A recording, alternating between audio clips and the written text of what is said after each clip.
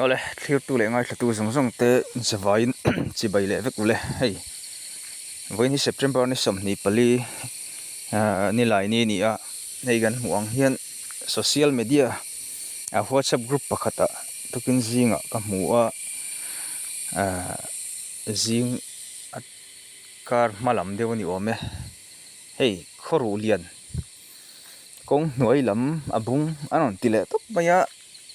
poile mai hei abung chiang lu tuka kong thatak ne khilai tlang dung kong ti hian chiang tak mai nan bung pup mai ni zan lampang ro sur le ngamo devin ati chele nge ni don ni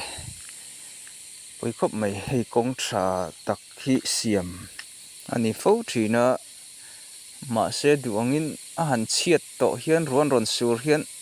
a che chiang thei fu mai hei kan muang hian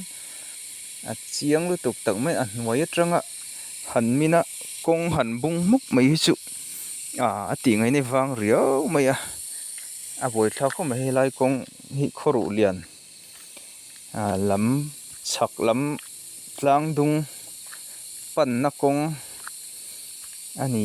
poimo kong poimo takte po ni helai hi hetianga zau tak mai an ki bung chat mok mai chu siam le dan te hi awang viau theya abul han lai tharin han ti po ni sela ruwa ron sur le khana chele mengem ti te hi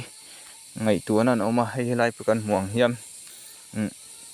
zin vei vak ta na pheichuam thil poi takani a che chiang ang reng khop mai poi khop mai hei lo po hi Mizoram hun rang ranga hetiang ang chi a kong che min bung chat mok hi soi tur tam riawa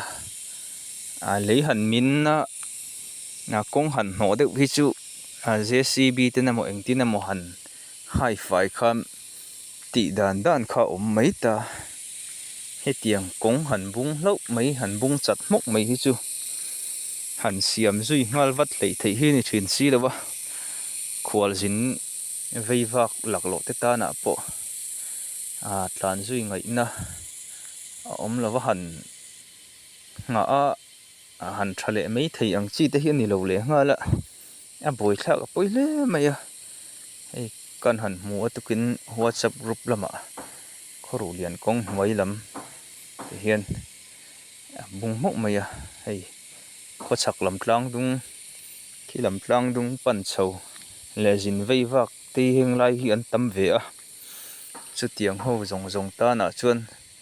abik takin thil poi tak te pawni a zialo khop mai hei kan muang hian abung sina zau riau le ngala poi tak tak ani